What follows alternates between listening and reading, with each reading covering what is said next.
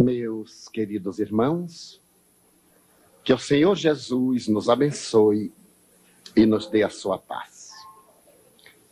Os bons léxicos asseveram que mediunidade é a faculdade de ser médium.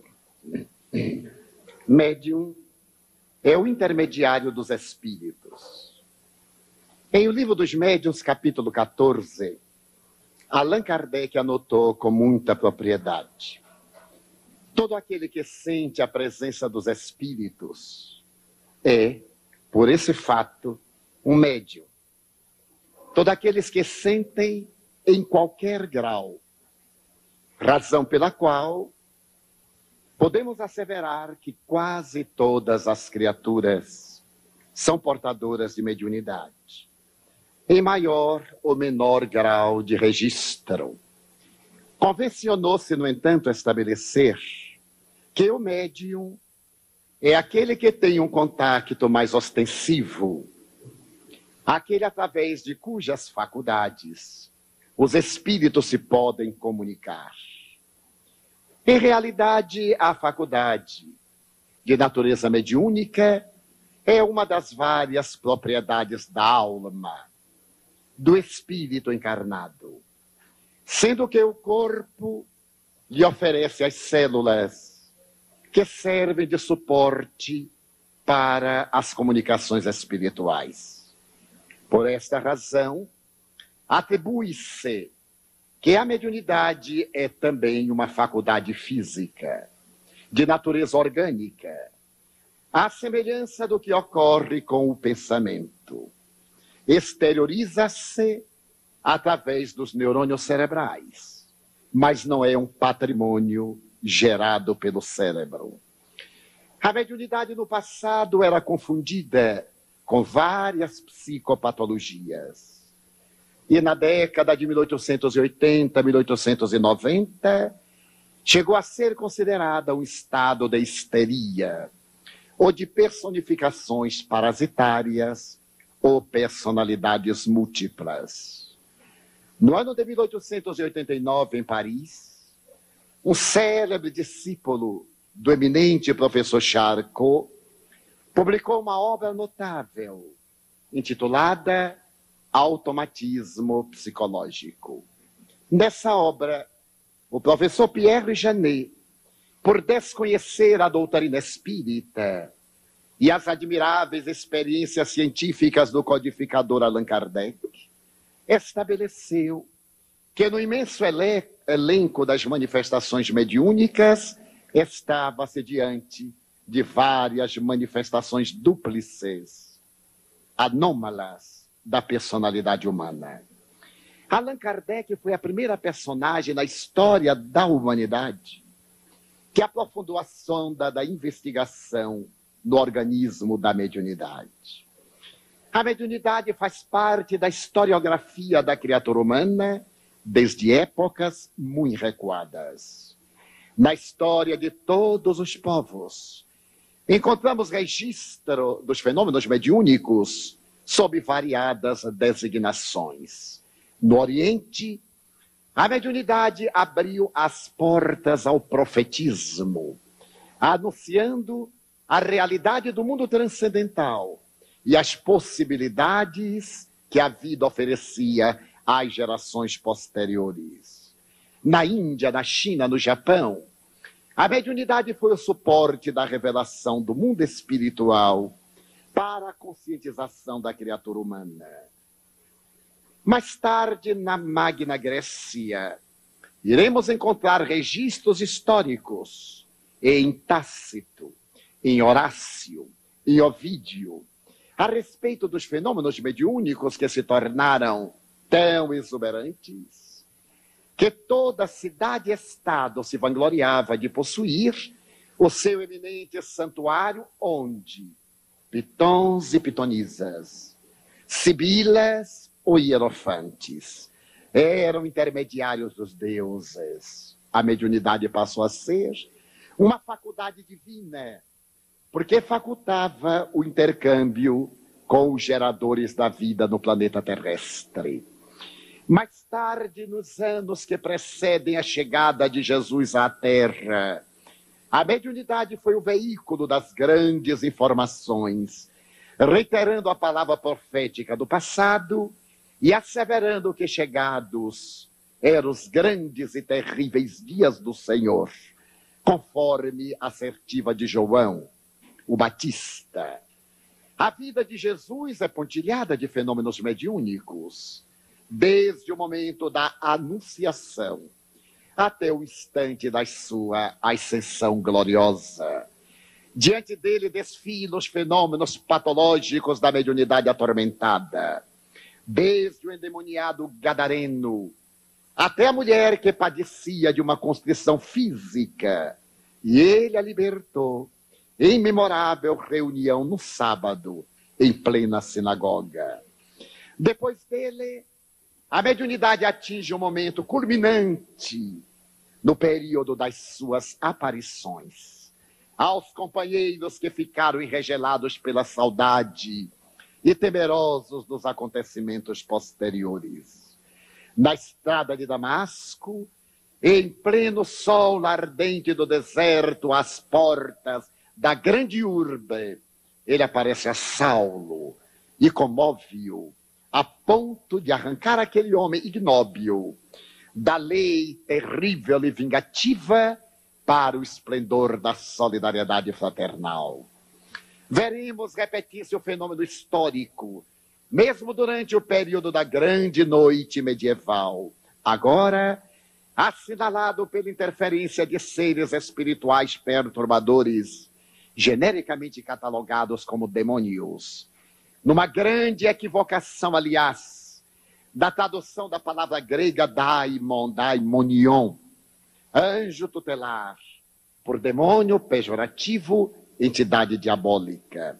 Foi, portanto, Allan Kardec quem arrancou da mediunidade a mística, fosse ela uma auréola, conforme Paulo desejou homenageá-la ao estudar os dons e os carismas, em que exalta essa peregrina faculdade que põe a consciência humana diante da consciência cósmica, lançando uma ponte entre o abismo da criatura propínqua e da divindade longínqua, por onde transitam os espíritos.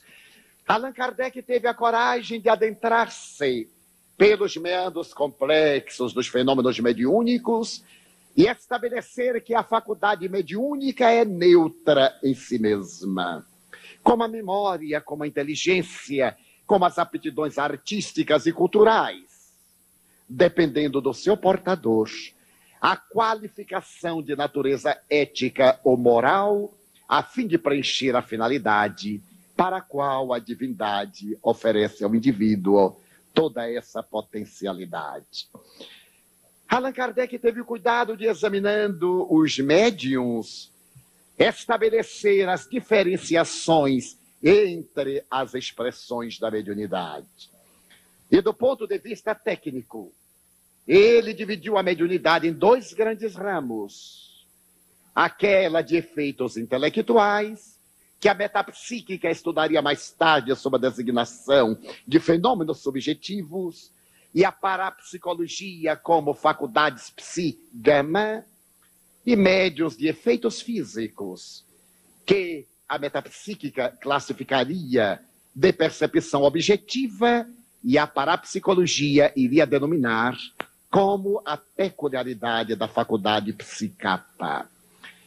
Ao classificar as aptidões em que os indivíduos somos portadores de uma percepção para o registro de fenômenos intelectuais e para a exteriorização de uma força chamada por Heisenberg, uma força ódica, para produzir ruídos, para materializar formas, para transportar objetos sem contato humano, Allan Kardec notou, na grande realidade da criatura humana, que essa percepção, faculdade ou sensibilidade era dotada de uma gradação de capacidade.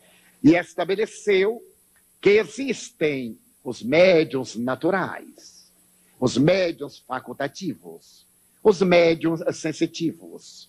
Permitiríamos licença ao eloquente mestre para sintetizar essa admirável classificação em médiuns naturais e médiuns de prova, abarcando genericamente a sua chave preciosa, em que os fenômenos acontecem mesmo quando o indivíduo não colabora para que eles ocorram. Faculdade natural. Ou aquela faculdade de prova, em que o tormento se estabelece entre a criatura e o mundo espiritual, e intercâmbio doloroso que também lhe escapa à capacidade de controle. Nos médiuns facultativos, o mestre demonstrou que os fenômenos ocorrem com a contribuição da vontade do sensitivo, que chamaríamos em linguagem moderna, de certo modo complexa, graças às suas percepções paranormais. E dentro desta visão, Allan Kardec estabeleceu que a mediunidade, para ser exercida, teria que ser levada em consideração a peculiaridade moral do médium, especialmente na visão espírita do fenômeno, e, por extensão, as suas possibilidades orgânicas, libertando por antecipação das calúnias de que seria objeto a mediunidade. Quando Pierre Janet estabelece que a faculdade mediúnica tem muito a ver com desequilíbrios emocionais, Kardec, por antecipação, havia estabelecido que os fenômenos patológicos na mediunidade não são decorrência necessariamente da faculdade em si mesma, mas sim de distúrbios nervosos do médium, na sua condição de criatura humana. E por isso, estabeleceu uma ética para a educação da mediunidade, qual ocorre com qualquer faculdade de que o indivíduo seja objeto ou instrumento, necessitando de uma acurada observação dos seus valores e de um trabalho continuado e cuidadoso da sua atividade para que a faculdade atinja a sua plenitude e venha lograr os resultados a que está destinada. A mediunidade, no entanto, apesar de todo o norte apresentado por Allan Kardec, não pôde fugir ao velho sentido da mística, que ainda hoje teima em envolver os que são portadores da aptidão, uma certa e especial aptidão de determinadas posturas contemplativas herdadas das religiões ancestrais, atribuindo-se aos médiuns dons divinatórios, de que não são portadores, senão médiuns especiais na área da profecia, e uma santificação que estão distantes de possuírem. O médium é uma criatura humana como outra qualquer, portadora desta faculdade que Charles Richer, o eminente pai da fisiologia humana, com propriedade definiria como sexto sentido, porquanto era de natureza objetiva, colocando na área das percepções sensoriais. Mais tarde, o admirável pai da parapsicologia, o Dr. Joseph Banks Rhine, estabeleceria como uma aptidão psi de que todas as criaturas somos instrumento e disso possuidores.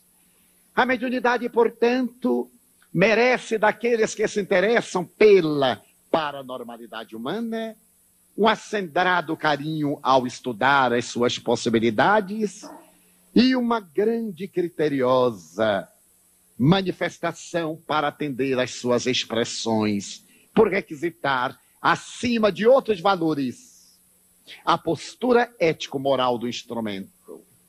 a sua percepção de possibilidades íntimas, uma vida interior muito bem cuidada, para poder escutar no ádito do coração, palavra grifada, as mensagens de que se torna objeto. Ser eterno em uma contínua jornada evolutiva.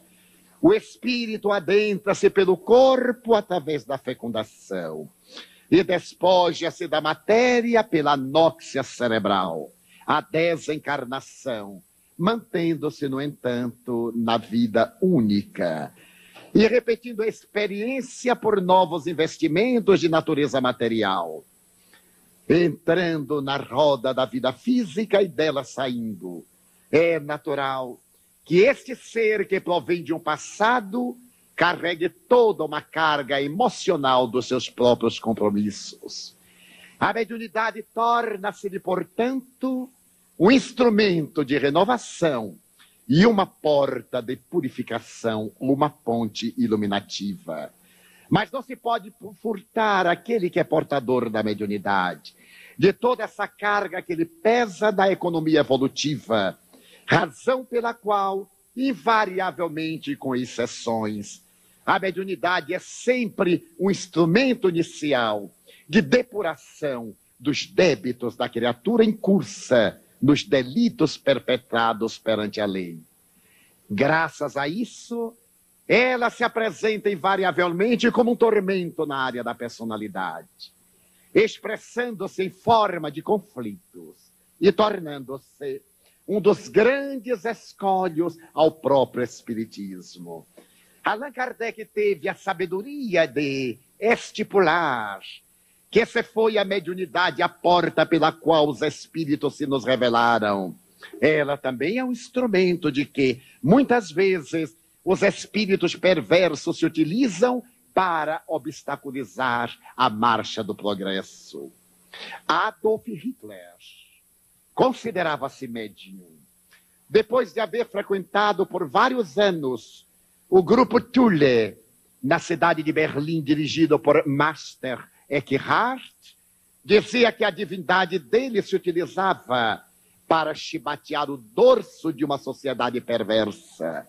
Eu sou a chibata da providência para ensinar os homens a procederem bem. Como muito bem definiu um dos seus biógrafos, em uma obra memorável publicada na Europa na década de 70, denominada A Lança do Destino. Médium também foi João, o admirável instrumento da vida, que na ilha de Patmos, em memoráveis intercâmbios com o mundo espiritual em desdobramentos psíquicos, pôde prever, por informação transcendental, a história do futuro da humanidade até a consumpção dos Evos no planeta terrestre. Sintetizadas essas visões no inesquecível Apocalipse. Médium foram Santa Rita de Cássia, a admirável mulher viúva que, necessitando de maior comunicação com Deus, requereu seu ingresso numa ordem monástica e foi rejeitada por não ser virgem. A tradição da época impedia-lhe o acesso à comunhão com a vida transcendental. E ela, sentindo-se instrumento de vozes, manteve-se em atitude de profunda oração, o que a fez superar as próprias dificuldades da matéria diante das leis da gravidade e aparecer intramuros no monastério, surpreendendo a superiora que a detestava, numa dessas animosidades gratuitas, entre aspas, que sempre ocorrem como consequência de reencarnações. E para desforçar-se daquela mulher atrevida, a abadesa cravou no solo do jardim uma bengala e disse: tu terás que regá-la até que ela reverdeça e venhamos a saber que aprove a divindade aceitar-te. E uma velha lenda ou história narra que ela, de maneira muito fiel, continuou a irrigar aquele troço de madeira morta até que numa primavera reverdeceu e ela foi aceita na comunidade religiosa.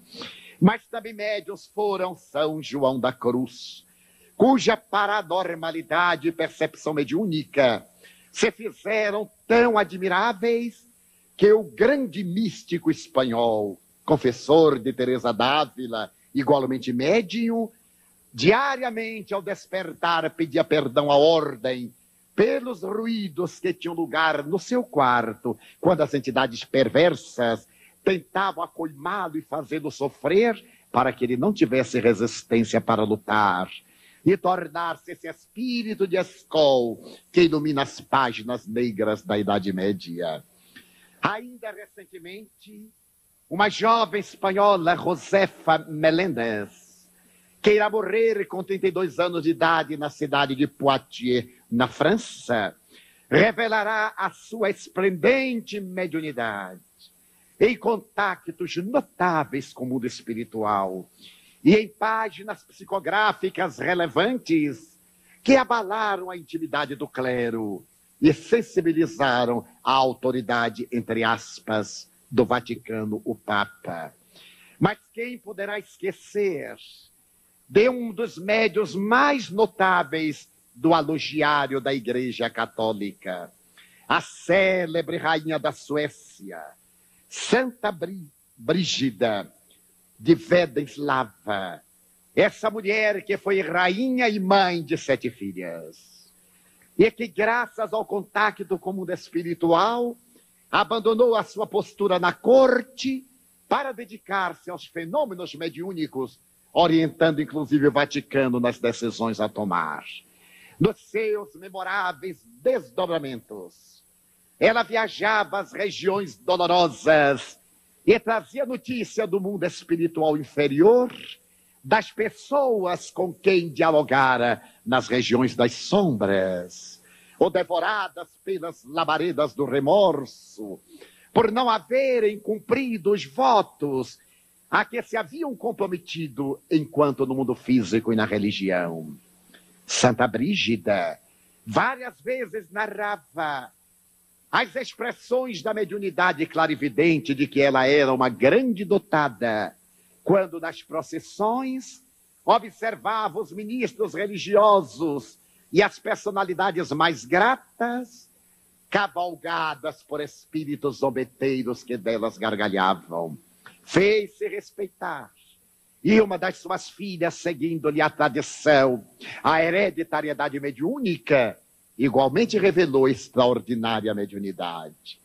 Mas a mediunidade, para tornar-se um instrumento de realização, exige, nessa trilogia igualmente estudada por Allan Kardec, o espírito, o perispírito e o corpo, a presença desse corpo intermediário, que tem na história uma imensa documentação, conhecido desde os antigos egípcios, sob a denominação de Ka, e através da história, em várias apresentações, até que o insigne mestre de Lyon, examinando esse corpo intermediário, teve a ocasião de dizer, da mesma forma que entre a casca do fruto e a semente há um perisperma, entre o espírito e o corpo há um perispírito, que é uma condensação de energia, é uma energia semimaterial. Algumas pessoas criticam a expressão de Allan Kardec, semimaterial, dizendo que eu era material ou não era material, com que está de acordo a física quântica, já que à época a física clássica ou newtoniana havia estabelecido como 3 diferentes estados para a matéria: o estado sólido, o estado líquido e o estado gasoso. E por uma falta de nomenclatura, Allan Kardec demonstra que é uma matéria fluídica especial.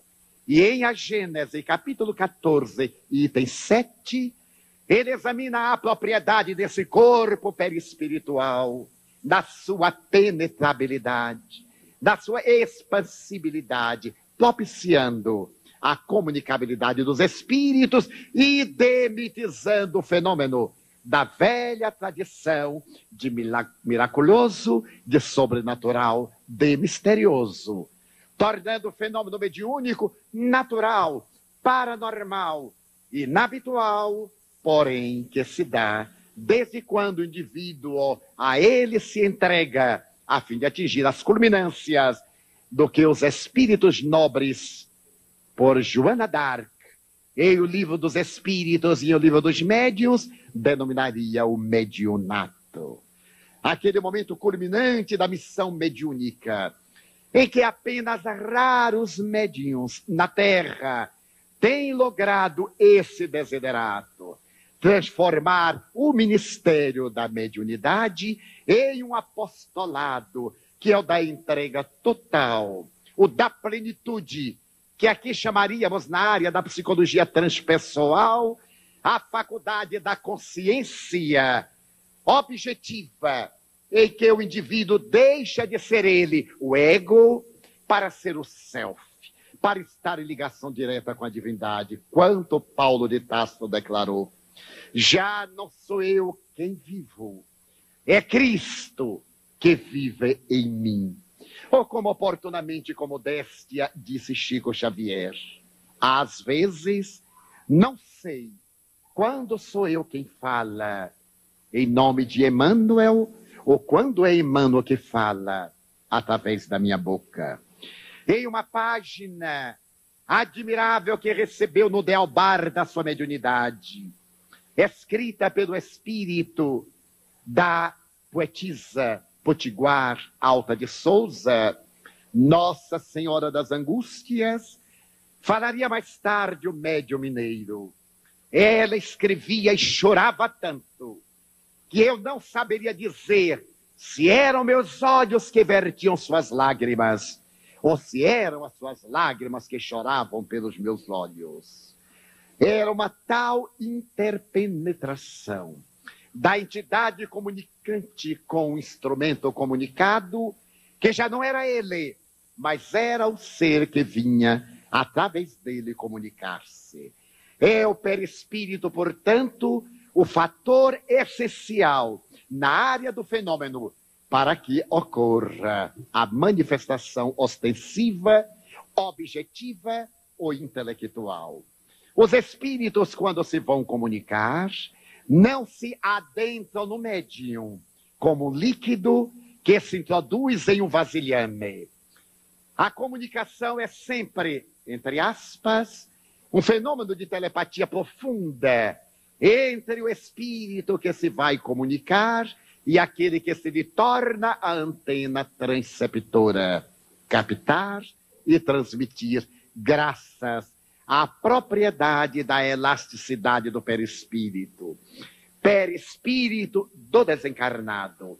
A perispírito do encarnado há uma imantação.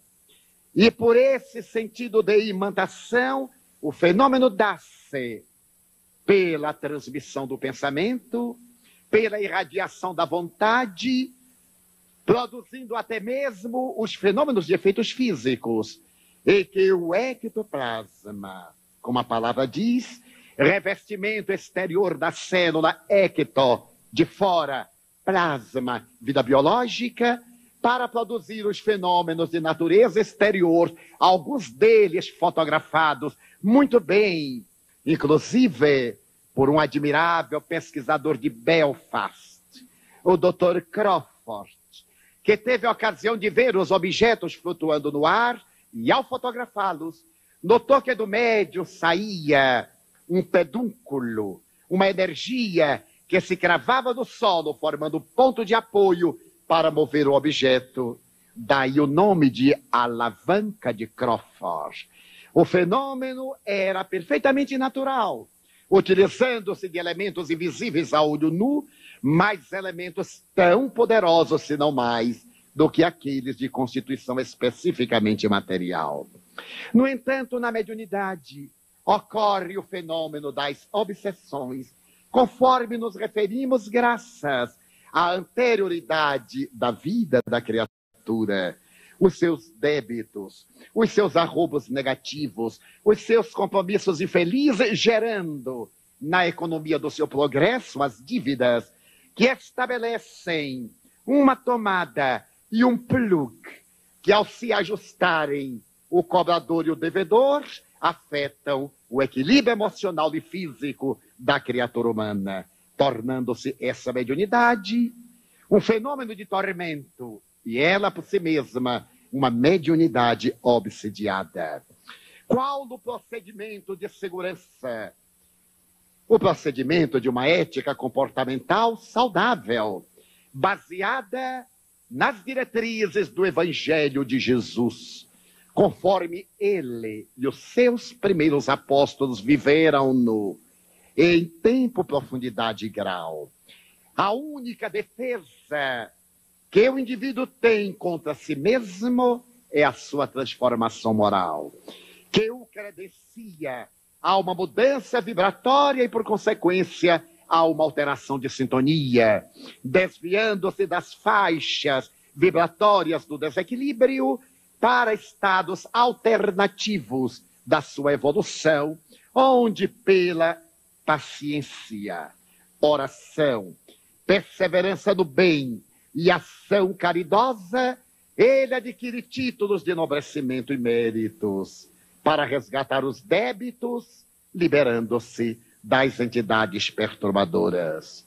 A mediunidade, no entanto, é sempre um instrumento grave nas mãos daquele que é dela portador, porque tanto pode levar o indivíduo às culminâncias da felicidade, como aos estados mais profundos de melancolia.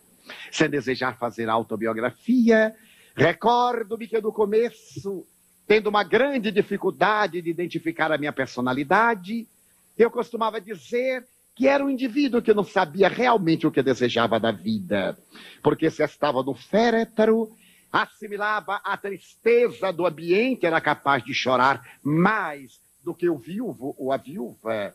E se estava no momento festivo, assimilava a psicosfera de tal maneira empática que me alegrava mais do que o responsável pela festa. Ao largo dos anos, em um continuado estudo de autoanálise e mergulho interior de identificação das próprias possibilidades, é que pude definir as linhas do meu comportamento, identificar-me quem sou, como sou e o que devo fazer aqui. Mas no fenômeno mediúnico, temos ainda um escolho que merece consideração.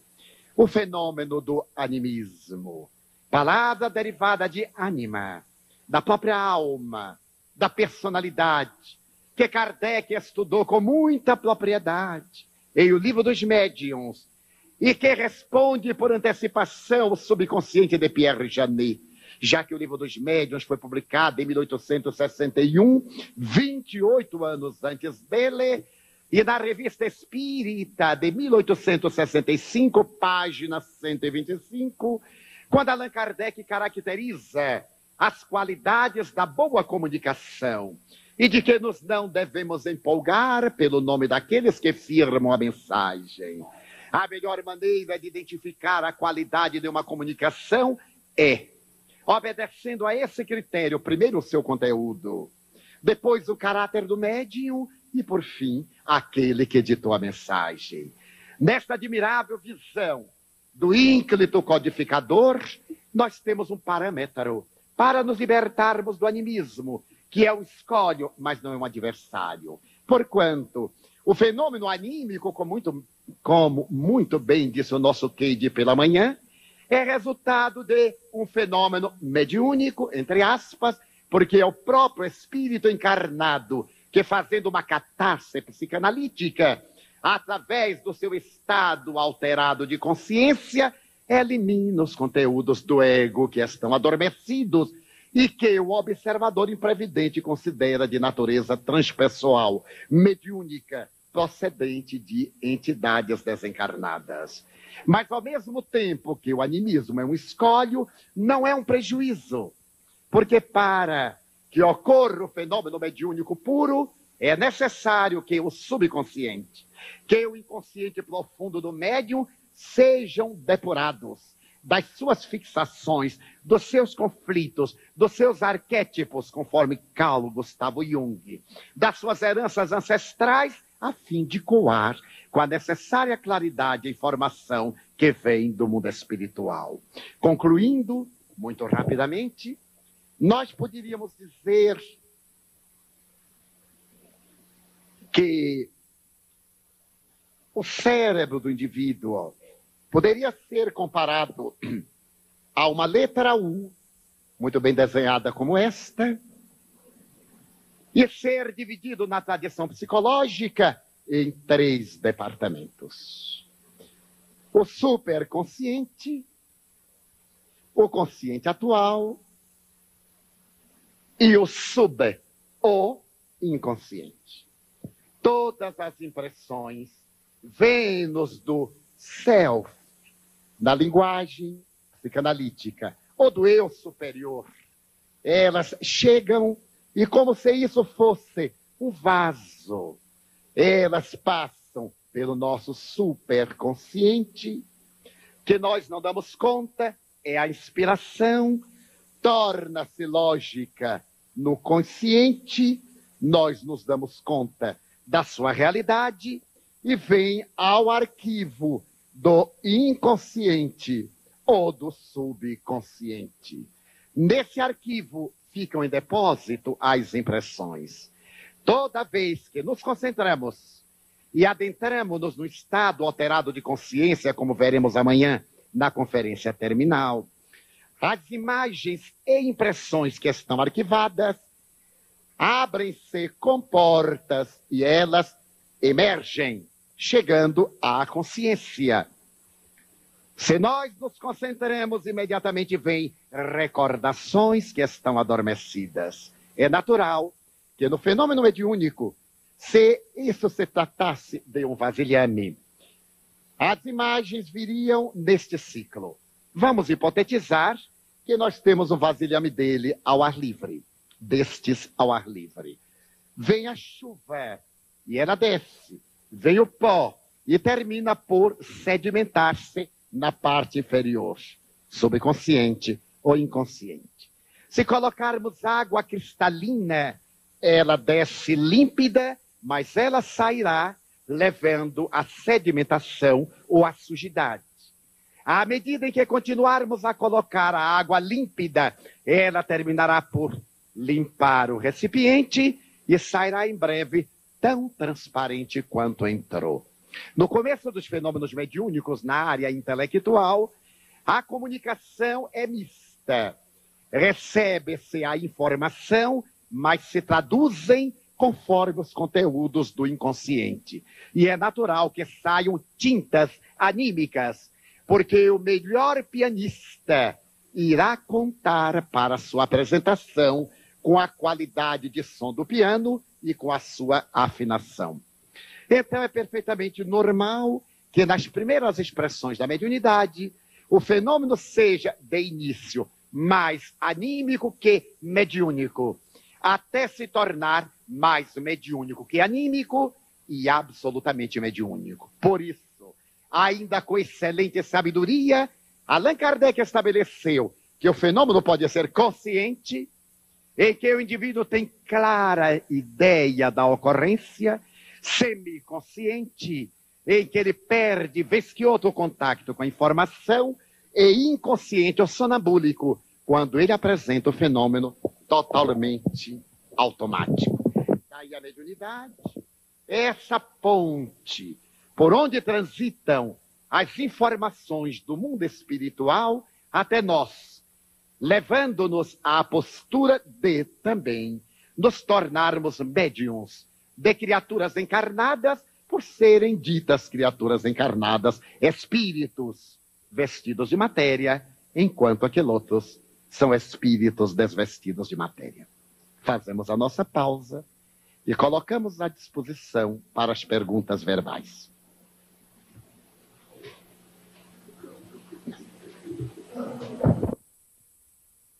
Bem, vamos dar início às nossas perguntas e vamos fazer por bloco como fizemos no estudo anterior.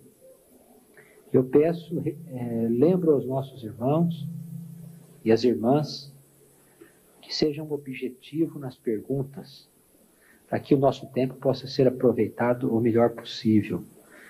Que mantenham as discussões dentro do assunto que está em pauta. Ok? Vamos dar início com o bloco do lado direito aqui. Vamos lá?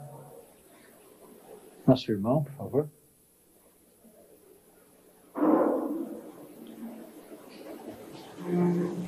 Adilson de Uberlândia.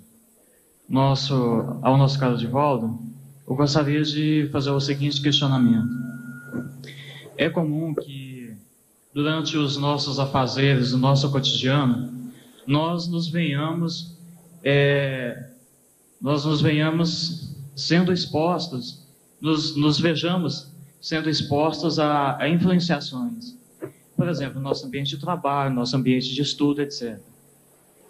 É normal que ocorram essas influenciações, vamos dizer, negativas, que tragam más impressões orgânicas, mesmo psíquicas, ou isso caracteriza um estado de invigilância do médium? Ou seja, é um estado inerente à faculdade ou é um estado de invigilância mental, no caso do médium? Allan Kardec nos explica que estamos sujeitos à influência do meio, o que é óbvio e natural também na área da mediunidade. Assimilamos a psicosfera e naturalmente sentimos os seus efeitos favoráveis ou negativos de uma forma inevitável.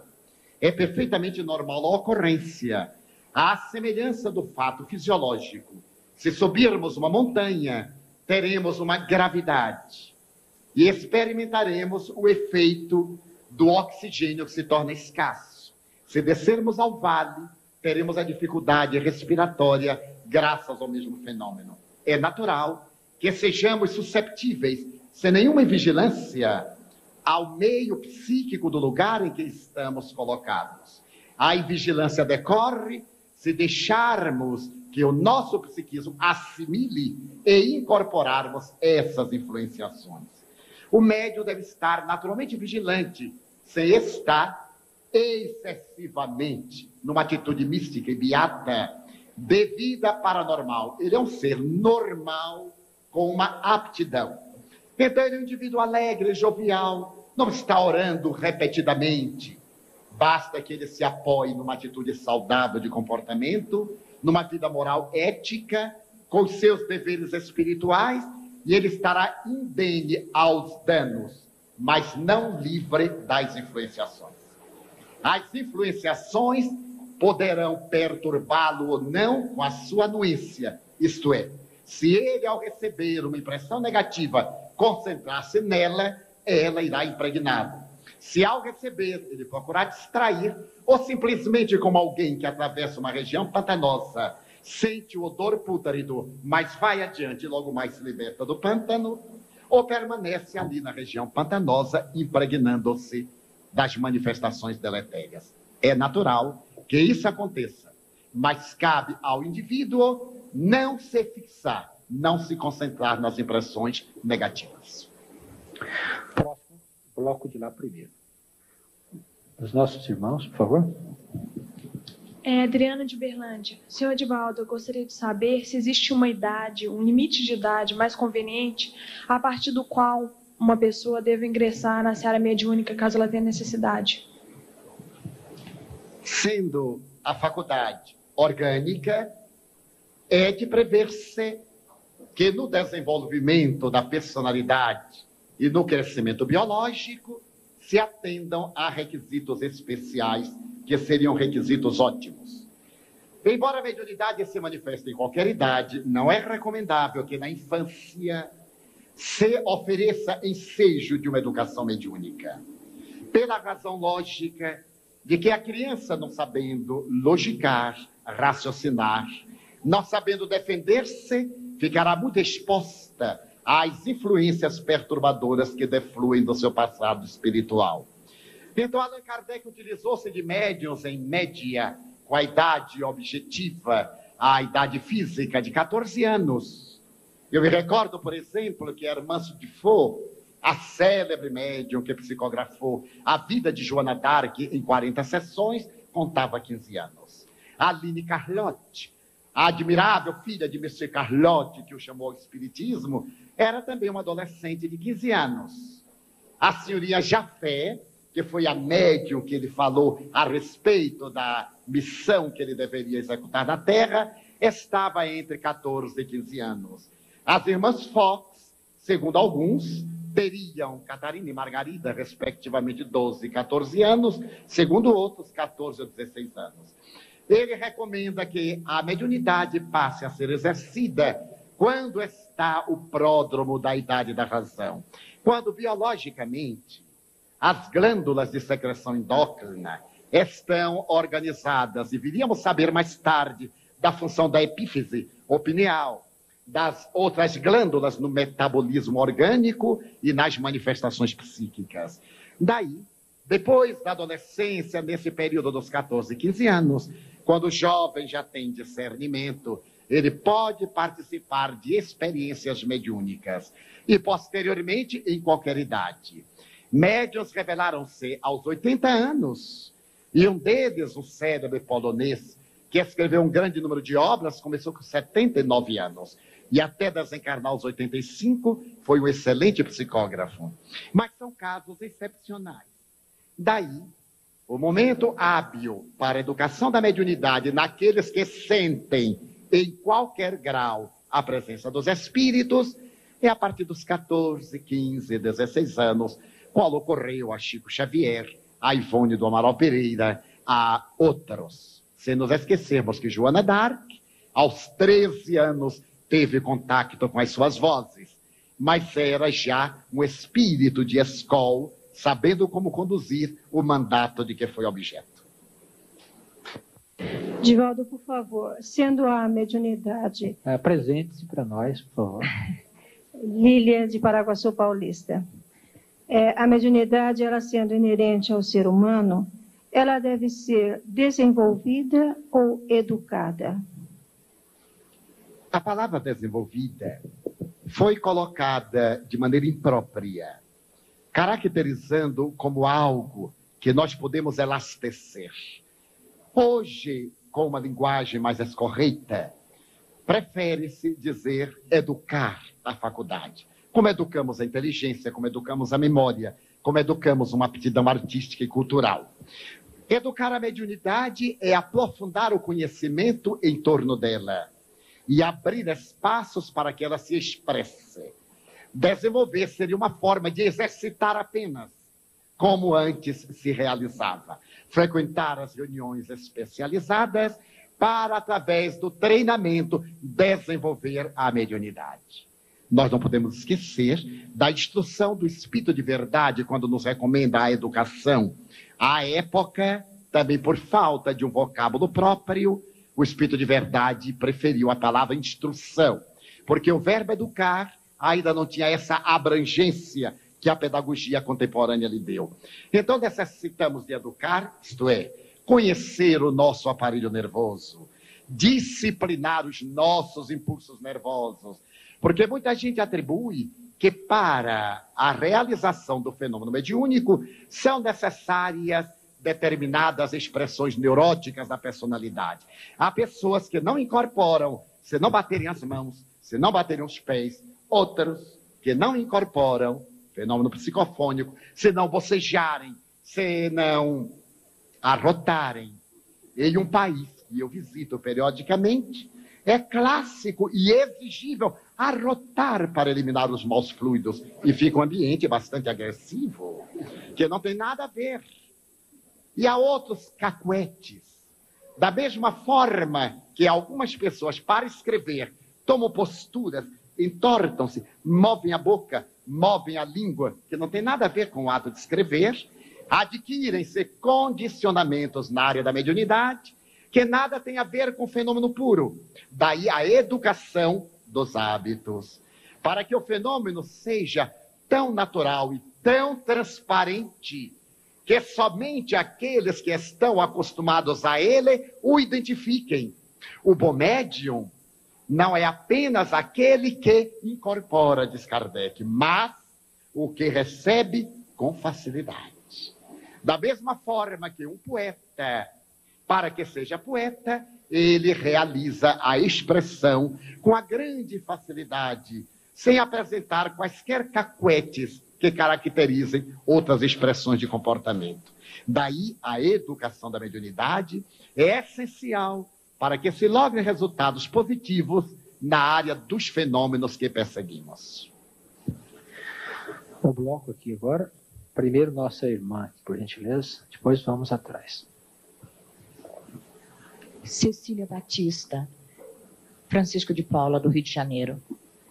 Meu irmão, em termos de desdobramento, nós gostaríamos de saber por que é que existem bons médiuns, não bons, eu não posso dizer, entre aspas, mas médiuns que realizam o desdobramento consciente com uma facilidade incrível, mesmo não estudando, mesmo não treinando, enquanto que outros que gostariam de fazê-lo para um trabalho maior na espiritualidade só o conseguem inconscientemente.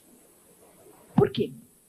Porque a mediunidade tem especificidades, como a memória. Pessoas há que têm a memória visual, pessoas há que têm a memória auditiva, e pessoas há que somente registram através da educação audiovisual. Existem células e hormônios que contribuem para as variadas expressões da mediunidade. Da mesma forma que o desdobramento pode ser consciente ou lúcido e muito positivo, o inconsciente, o sonambúlico, não é menos positivo. Ocorre que, por um estado de vaidade pessoal, nós nos lembramos e, na hora da consciência, sentimos-nos gratificados pela experiência que acabamos de vivenciar. E quando ele se dá inconscientemente, como nós não nos recordamos, temos a impressão de que não conseguimos deslocar-nos do corpo. Ivone Pereira desdobrava-se com a maior facilidade. Sentava-se a uma cadeira, a uma chaise longue, fazia uma pausa de reflexão e fazia o seu desdobramento. Os livros de que ela foi objeto, que são considerados psicografados, não são necessariamente psicográficos do ponto de vista técnico, segundo a sua própria palavra. A maioria daquelas experiências ela as vivenciou com Charles, seu guia espiritual, com o Dr. Bezerra de Menezes, seu benfeitor e outros, que a levaram às várias regiões, inclusive no Memórias do Suicida, e que ela, ao retornar, era induzida a escrever sob a inspiração deles. Mas não era um fenômeno automatista, era um fenômeno de recordação. E nem por isso, outros como nós encontramos São João Crisóstomos, que foi encarregado de apresentar as cartas do apóstolo Paulo, fazia-o automaticamente sem dar-se conta. E no monastério, muitos monges viam o próprio Paulo ditando-lhe ao ouvido a interpretação das suas epístolas. O que é importante levar em consideração não é o tipo de faculdade mediúnica, mas é o desejo de servir em qualquer especificidade do fenômeno mediúnico, tanto em estado de lucidez como em estado de inconsciência. O que importa é a qualidade do trabalho executado. Lá atrás, por favor, no meio lá.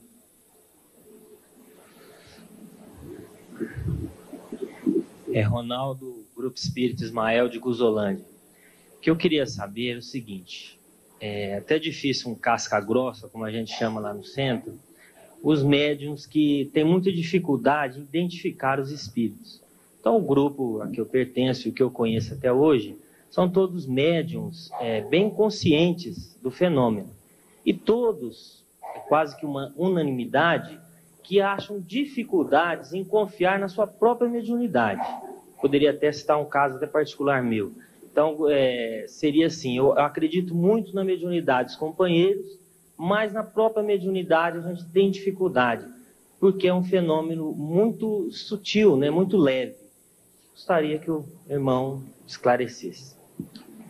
Na revista vista que o Entrade nos ofereceu, há uma transcrição de Kardec a esse respeito, em que o receio do animismo e a lucidez do sensitivo durante o transe levam-no a um constrangimento, a um conflito em torno da legitimidade do fenômeno.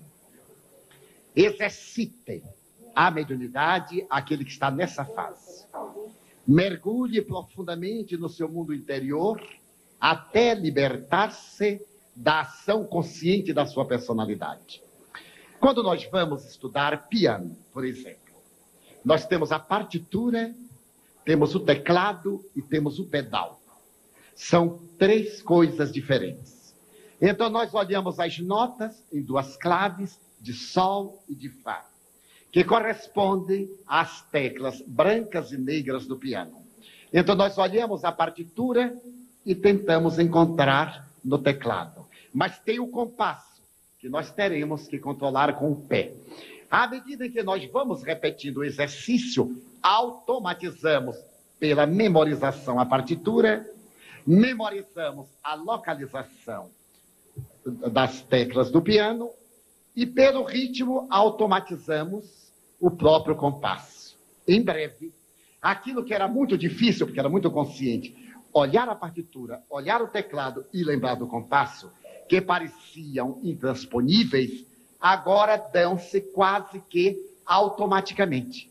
Até automatizar de tal forma que a gente fecha os olhos, toca a música, mantém o compasso, canta a letra, que é um quarto elemento, e ainda pensa na namorada, que é um quinto elemento. Por automatização. Também da mediunidade. No começo, tentamos ouvir suavemente. Ficamos tensos.